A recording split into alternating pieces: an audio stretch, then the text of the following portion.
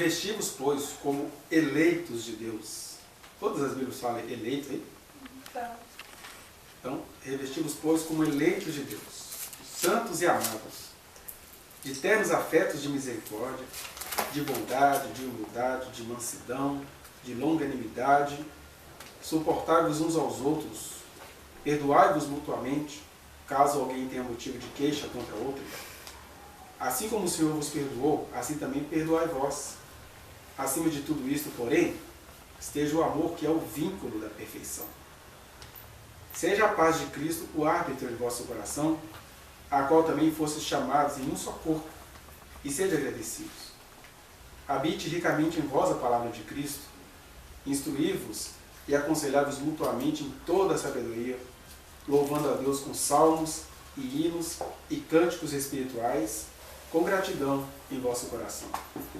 E tudo o que fizerdes, seja em palavra, seja em ação, fazei-o em nome do Senhor Jesus, dando por ele graças a Deus Pai. Amém. Mas, gente, o que eu queria meditar com você aqui desses, sei lá, 6 versículos aí que a gente leu, tem a ver com algumas questões dos eleitos, né? Porque ele chega e fala assim, que é para a gente se comportar como eleitos de Deus. Como eleitos de Deus, ele vai dando uma série de características. Então, comportar-se como eleitos de Deus, primeiro nos leva a essa questão que me fez pensar muito hoje. Eu estava numa cerimônia de casamento e a gente está vendo assim, o outro lado da crise do Evangelho, né? Você tem a turma que está indo na igreja buscar ritos, né? A mente é macumbada, buscando ritos, buscando sinais, prodígios. Você tem aquela pessoa que crê em Deus, mas não está afim de nada com ninguém, né? A vida está chata, a igreja é uma falsidade, essas pessoas são todas horríveis, eu não quero nada com ninguém. E você tem também aquela turma que crê em Deus, quer alguma coisa com alguém, mas acaba se prendendo a conceitos. E aí, uma turminha dessa veio hoje lá, chegou à mesa onde eu estava almoçando, para falar de calvinismo, de arminianismo, de não sei o que, e aí. Essa história da eleição, né? Tem uma turma que acredita que Deus elegeu quem vai ser salvo e quem não vai ser. Tem uma turma que acredita que todo mundo vai ser salvo. Tem outra turma que acredita que todo mundo já nasce salvo. E aí você vai vendo o que você vai fazendo com isso na vida. E a gente vai fazendo essas leituras a partir de palavrinhas como essa aqui, ó. Revesti-vos, pois, como eleitos de Deus. Aí o teólogo já olha para o eleitos de Deus e já cria toda uma teologia em cima disso. Primeiro que o cara pensa, eleito. Eleito é aquele cara que fez por onde, né? Deus olhou do céu assim, que menino bonitinho, olha como a voz dele é linda. Pessoa educada, um esforçado. Aí Deus olhou, achou bonitinho e elegeu aquela pessoa. Alguém pensa assim, nossa, eu fui eleita porque eu tô com muito, né? Tô podendo. Deus olhou pra mim e gostou de mim, cara, que legal. Você viu, nem Deus soube rejeitar a gostosice do meu ser, o eleito. Tem aqueles eleitos de vertente mais calvinistas que assim, Deus resolveu me salvar, sei lá, amanheceu, bocejou, olhou para a direita, é esse mesmo, vai ser salvo. E tem aqueles que falam assim, não, o eleito, como diz uma canção bonita que fez sucesso na nossa adolescência, que fala assim que, Senhor, eu quero ser teu filho amado, andar correto e ao teu lado, pretendendo te merecer. Eu assim, nossa, o cara vai chegar um dia que ele olhar assim, eu mereço Deus. Né? Então você tem essas várias vertentes sobre essa questão da eleição, mas o que eu queria dizer, de maneira rápida, assim, fazer muitas análises teológicas sobre isso, é que nós somos eleitos por puro desígnio divino, mas a gente tem que parar aí. Deus nos chamou, Deus nos elegeu, e isso é uma coisa dele, não é uma coisa nossa. Não é uma coisa que eu vou ficar criando para dizer quem é eleito e quem não é. Até porque tudo que tem a ver com Deus Porque Deus é Deus, Ele não é a gente. Ele não tem a mesma mente que a nossa. Então, até quando algumas passagens da palavra falam de questões de eleito ou não eleito, isso é apenas a maneira como as coisas chegam até nós. Porque, na verdade, Deus é que sabe o que Ele está fazendo. Não adianta nem fazer análise sobre a soberania de Deus. Ah, Deus não sabe tudo. Deus sabe tudo. Agora, eu que não sei de tudo, vou ficar definindo o que é saber tudo? Né? Eu vou dizer, ah, Deus sabe. Então, se Deus sabe tudo, Deus sabia como ia pecar. Eu não sei de nada dessas coisas. Eu não sei. Não vou. Aí alguém pode pensar assim, ah, mas é que não quer pensar. Não preciso pensar nisso. Por um simples fato, eu não sou Deus. Não sou secretário da Santíssima Trindade. Não posso trazer para você satisfações sobre a soberania e a sabedoria de Deus. Eu sei de mim, que Deus, a sua soberania, resolveu me salvar. E isso não tem nada a ver comigo, tem a ver com Ele. Né? Então essa questão de você se perceber eleito, não é para você achar que você é gostoso demais e Deus olhou para você. Deveria te fazer mais humilde, né? Ah, Deus quis me eleger. Agora, o que eu faço com isso? Que respostas que eu dou a Deus acerca disso? Eu estava até brincando com a senhora essa semana, brincando assim, de brincadeira, bem sério. Estou tomando antipatia desses eleitos, segundo as nossas teologias, né? Que a pessoa, quanto mais se sente eleita, quanto mais se sente vocacionada, mais infeliz é nas suas atitudes, mais imbecil é. Quanto mais ouve a voz de Deus, mais parece um capeta. Quanto mais tem certeza da bondade de Deus, mais sem vergonha vai ficando. Ou então, quanto mais tem certeza da vontade de Deus, tem certeza da bondade de Deus, mais começa a questionar a ação de Deus na vida dos outros. A ponto de uma hora Jesus ter que chegar para Pedro e falar assim, que o Pedro, e aí, ele vai morrer, ele vai viver, ele não vai ver a morte? Aí a resposta de Jesus a Pedro, Pedro, se o João vai ver, não vai ver a morte, o que isso te interessa?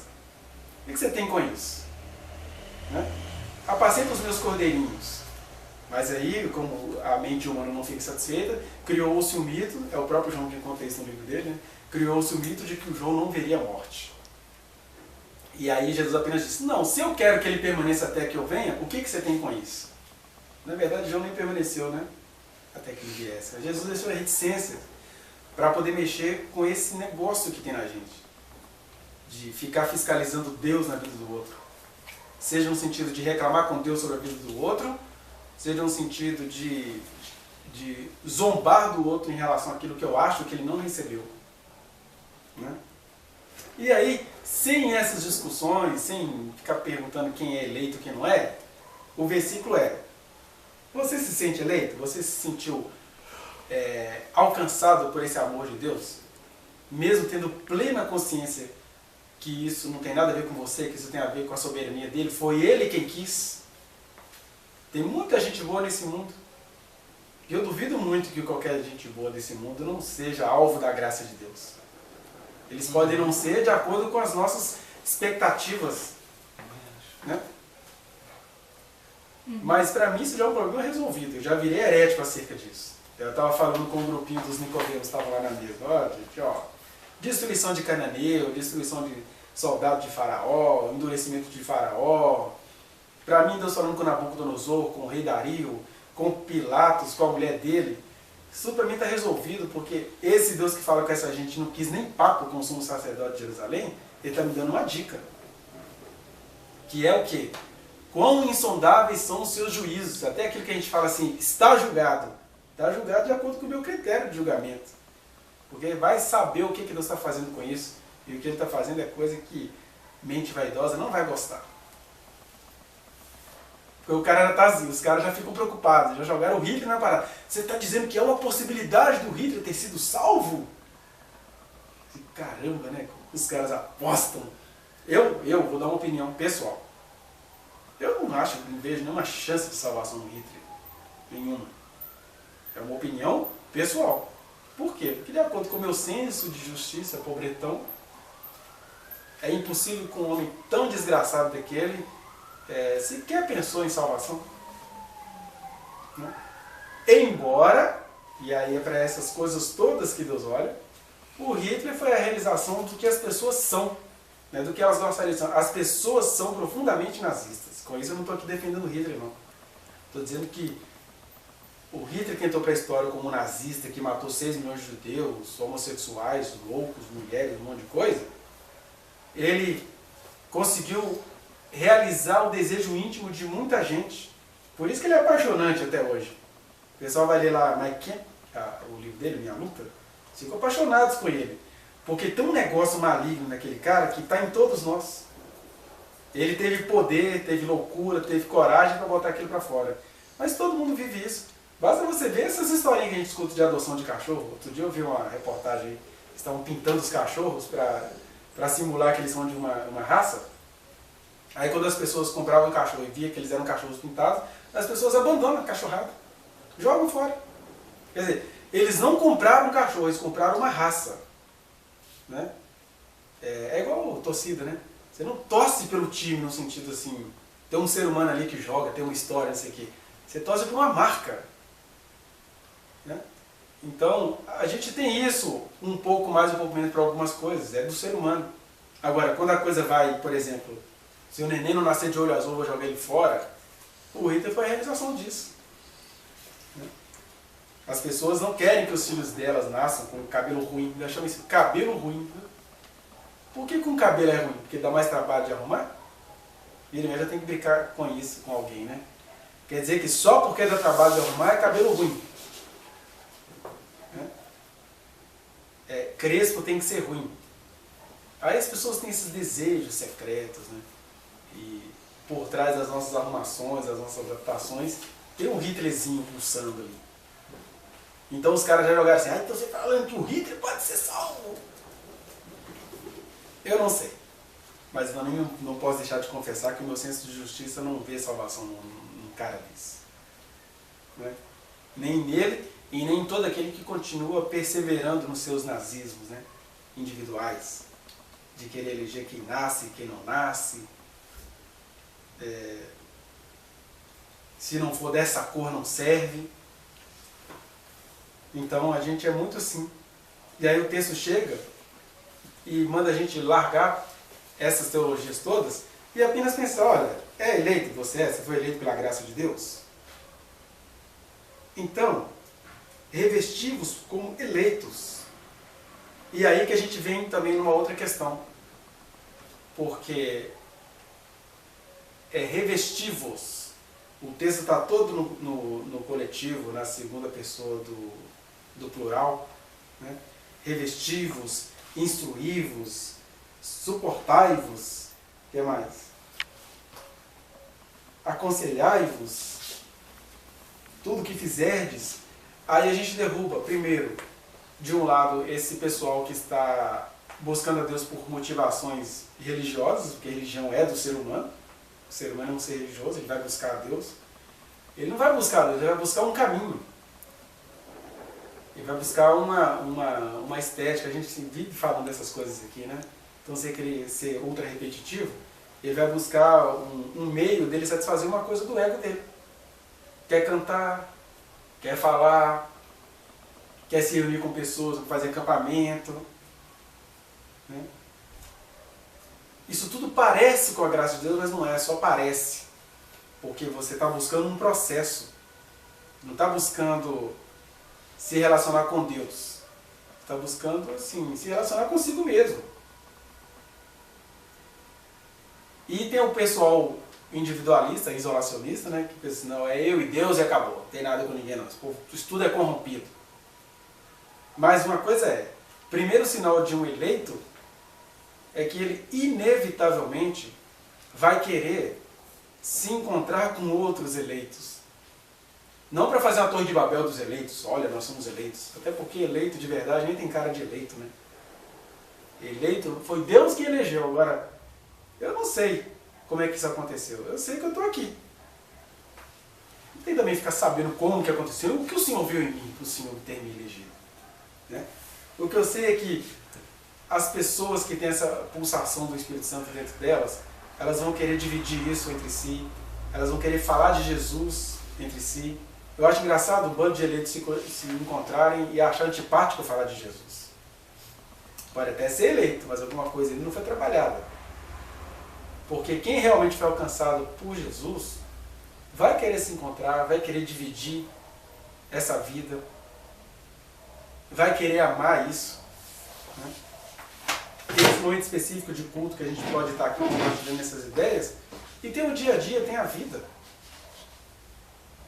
Então, o eleito ele vai querer se reunir, como estamos aqui nesse momento semi-formal, porque temos horário marcado, temos algumas coisas que facilitam essa reunião, mas ele vai continuar também espalhando o amor de Deus no dia a dia, né? Acolhendo as vidas, acolhendo as pessoas, procurando oportunidade para poder semear a palavra de Deus no coração de alguém. Não é ficar exortando as pessoas no dia a dia, mas é semear, mostrar para as pessoas com um sorriso, com a sua atitude, com o seu socorro, com a sua presença, às vezes com a sua ausência, de que Deus existe e Ele precisa existir para essa pessoa. E não apenas existir para essas pessoas, Ele precisa se relacionar com elas. Né? Isso é que significa, na medida que a gente for indo, a gente tem de pregar o Evangelho a toda criatura. Não é todas as criaturas, toda criatura que eu for encontrando. Por isso que Ele coloca no coletivo, olha, como eleitos de Deus, você sentindo que você é eleito, você não vai agora criar um grupo para mostrar por que você é eleito e o outro possivelmente não é. Não. Como eleito de Deus, revista-se de misericórdia, de ternos afetos. Né? Mesmo que você seja acusado de querer resolver o problema do mundo todo, aí fica os eleitos se acusando. Mas a verdade, a palavra de Deus diz isso. E a gente vai ler porque não precisa de muito comentário, já está muito bem comentado pelo apóstolo. Revestimos, pois, como eleitos de Deus, santos e amados. Né? Porque o eleito, inevitavelmente, ele vai ser santo. Eu fui falar com os caras que estavam lá citando os nomes, né? Ah, e você gosta do R.C. Sproul, do Charles Spurgeon, A.W. Pink, A.W. Tozer, aí tem A.W. mais alguma coisa. E eu falei, olha, esses caras são legais. Tem aqui no Brasil o Paulo Júnior, que ele é Juninho de todos esses caras. É o Paulo Juninho. E eu falei, eu gosto desses caras, a palavra deles é muito boa, mas só tem um problema, né? O Deus deles é muito antisséptico, né? O Deus assim esquisito que botou Jesus entre ele e nós, porque está virado, aí Jesus entrou na frente, né? Pede pro filho que o pai atende. E aí eles foram ficando loucos, porque agora eles tinham que defender o Paulo Júnior, tinham que defender todo mundo. Não, fiquem frios. A palavra deles é muito boa. Agora, a ênfase que eles dão é isso, que Deus é muito cheio de coisinha, e o Deus que a palavra revela é outro. Aí eu fiz aquela comparaçãozinha boba, de que Deus realmente é santo, mas é como aquela mãe, né? Que ela é santa, e ela ama tanto o seu filho que ela mexe na caca do filho, né? Vai limpar aquela caquinha, aquele cheiro horrível. Que o neném é lindo, mas a caca de neném é uma potestade de fedor. Né? Mas a mãe faz aquilo, porque ela ama aquilo, o neném produz aquilo, né? Então, falei com eles que Deus com a gente é assim. E é isso que a Bíblia vai mostrando. Aí até a Sônia ficou empolgada também, falou que Jesus metia a mão no cadáver e tal. Né? Que eu não via Deus botando Jesus entre eles. Não, Deus não colocou Jesus entre ele e nós. Deus estava em Cristo, reconciliando consigo mesmo o mundo. Era Deus, veio aqui, desceu, se sujou na gente. Eles ficam loucos, porque se Deus é santo, Deus não pode se sujar, porque a gente vai sempre interpretando isso com as nossas divisões, né? Não, mas Deus é santo, tanto quanto Ele é amor. Ele não vai deixar de ser Deus porque Ele se sujou na gente. E aí foi explicando, tentando explicar com muita calma, né, que Deus vai se sujando em nós, porque a nossa garantia de que a gente seja purificado cada dia mais é que Ele venha e habite em nós. O cara, não, porque ninguém chega a Deus se primeiro não se arrepender. Não, mas o próprio ato do arrependimento é obra dele. Não tem saída para o ser humano. Então, eleitos, santos e amados, porque a gente vai ficando eleito, aí de eleito a gente já passa a ser elite. De santo, a gente passa a ser distante. E de amado, a gente passa a ser odiado. Ah, porque Jesus falou que sereis odiados de todos por causa do meu nome. Eu ser odiado de todos, no sentido de que tem gente cênica aqui na Terra que quer ser Deus aqui na Terra e não quer que você traga a imagem de Deus para cá. Agora, tirando esses aí do poder, quando Deus está em você, você vai tendo acesso em quem você precisa ter. Você vai tendo acesso nas pessoas que você precisa chegar. Como Jesus.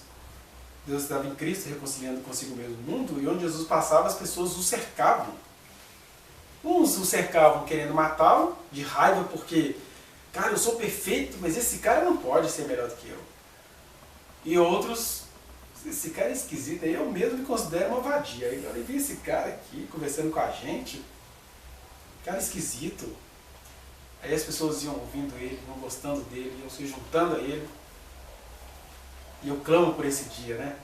Porque apesar do coração que eu tenho, eu ainda não vi esse dia chegar na minha vida.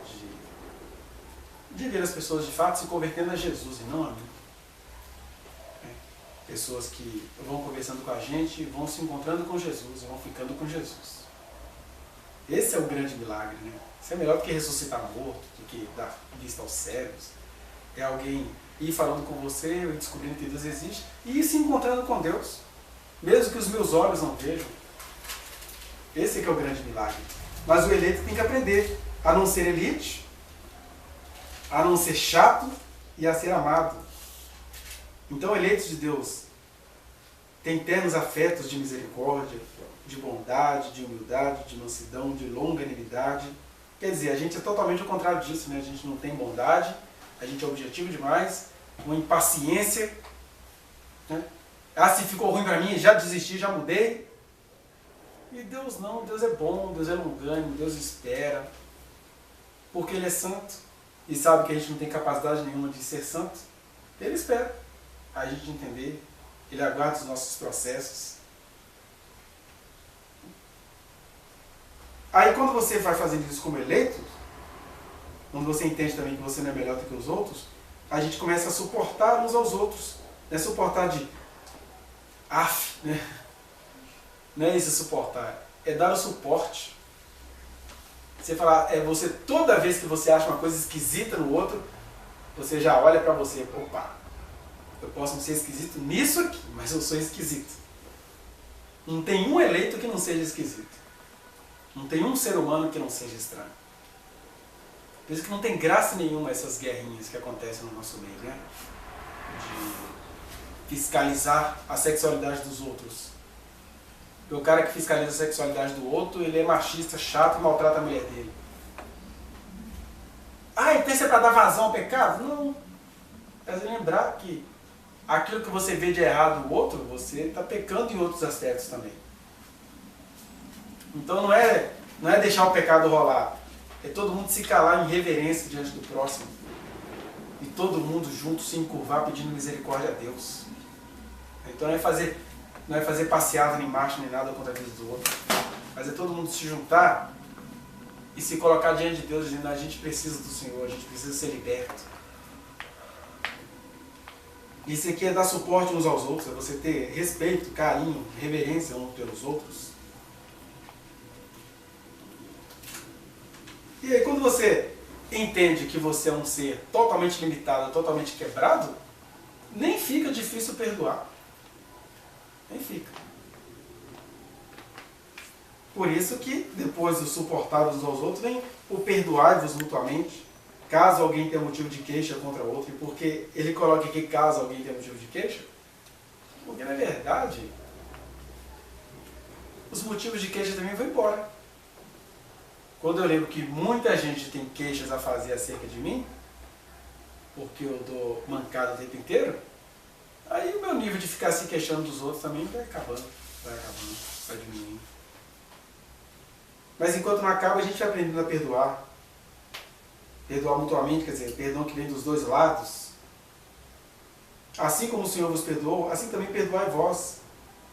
Acima de tudo isto, porém, esteja o amor, que é o vínculo da perfeição. Porque a gente começa também, o que eu tenho que fazer? Aí, o que tem que fazer? ternos afetos de misericórdia, longanimidade, bondade, humildade. Aí o cara começa a fazer o papel, né, do humilde, do bom, daquele que espera. E a questão não é o fazer, a questão é o ser. Ser primeiro é o quê? Você ir sentindo diante de Deus que Ele te amou, Ele te elegeu. Isso não é para você se sentir superior, é para você se sentir livre, em paz, porque Ele já te perdoou. É só você andar, é só você receber as suas instruções, porque o caminho já está aberto para você. Essa é a primeira coisa. A segunda coisa é você se deixar inundar pelo amor de Deus. E quando você ama a Deus, quando você tem certeza do amor dele por você e você o ama, aí você não vai ficar procurando ser isso, ser aquilo, você já é. Por isso que ele coloca, acima de tudo isso, porém, esteja o amor, que é o vínculo da perfeição. Porque sem amor é fácil perdoar, sabia? Sem amor é fácil perdoar. Olha, eu estou querendo virar um ministro do Evangelho, mas para isso eu tenho que ser perdoador. Aí você promove o culto do perdão. Ah, um dia eu quero ser líder sobre um grupo. Aí você promove a obediência. Mas não é por amor. É por um patamar onde você quer chegar. Ah, eu quero encontrar uma esposa maravilhosa para eu casar com ela. Aí você vira um homem bom. E aí você até começa a falar com Deus: Senhor, eu mereço uma esposa submissa, porque eu fui bom, eu paguei um preço, eu fiz tudo certinho. Então, Senhor, por favor, não fale comigo não. Fale comigo não, porque o preço que eu paguei foi muito alto. E essas são as nossas atitudes sem amor. Agora, quando a nossa atitude é com amor, aí você tem empenho em lutar por certas causas, mas não é para ganhar para você. Né? Você aprende realmente a lutar por certas causas porque elas são justas, porque elas são certas, mesmo que elas sejam contra você. Então talvez a diferença das nossas atitudes com amor e sem amor é que atitudes com amor, elas não são feitas para nós. Você não vai ganhar nada a priori com isso. Pelo contrário, você já está amando porque você já ganhou. Amar já é ganhar. Ser eleito já é ganhar. Fazer já é ganhar. Eu não estou fazendo para alcançar alguma coisa. Eu estou fazendo porque eu já alcancei, eu já fui alcançado por Ele. Né? Por isso que ele coloca aqui que acima de tudo isso esteja o amor, que é o vínculo da perfeição. Que é aquilo que liga, que nos liga à perfeição, né? E aí não tem nada a ver com discursos corretos, com